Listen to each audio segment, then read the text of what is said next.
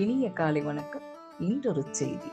வருங்காலத்தை பற்றி பல வருடங்களாக யோசிப்பதை விட நிகழ்காலத்தை பற்றி சில நிமிடங்கள் சிந்தித்தால் போதும். நடக்க பழகும் ஒரு குழந்தை விழுந்து எழுவதைப் போலத்தான் தோல்விகள் அனைத்தும் நம் படிக்கட்டுகள். தோல்விகளை கண்டு ஏமாற்றமோ மனத்தளர்ச்சியோ அடைய தேவையில்லை. ஆகையால் வெற்றி என்பது அதிர்ஷ்டமும் கிடையாது.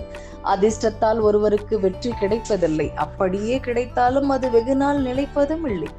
திட்டமிட்டு தன் திறமையை வளர்த்து கொண்டு முன்னேறி செல்லும் ஒருவருக்குத்தான் வெற்றி நிரந்தரமாக கிடைக்கிறது. உன் அடையாளம் நீ என்றால் உன் இலக்கை நீ அடையாளம் காண வேண்டும். லட்சம் நோக்கி பயணிக்காமல் லட்சியத்தை நோக்கி பயணித்துக் கொண்டே இரு. வேகமாக செயல்படுவதை விட விவேகமாக செயல்படுவது மிக அவசியம். அது வெற்றியின் நிச்சயத்தை குறிக்கும். பொருளை எடை போட மட்டுமே தராசுக்கு தெரியும், அதன் தரத்தை எடை போட தெரியாது. தன்னை போலவே பிறருக்கும் பல பிரச்சனைகள் இருக்கும் என்று உணர்ந்தவர்கள் மற்றவர்களிடம் உள்ள குறைகளை அவர்கள் பெரிதுபடுத்த மாட்டார்கள்.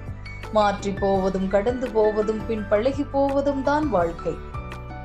தொலைந்த அனைத்திலும் துரோகத்தின் சாயல், கிடைத்த அனைத்திலும் நிம்மதியின் சாயல் இருக்கும். நாம் எவ்வளவு திறமைசாலிகளாக இருந்தாலும் நம்மிடம் இருக்கும் உறவுகளும் நட்புகளுமே நம்மை சரியான பாதைக்கு அழைத்து செல்லும். உறவுகளில் கவனம் செலுத்துங்கள். நட்பை தேர்ந்தெடுக்கும் போது கொஞ்சம் கவனித்து தேர்ந்தெடுங்கள்.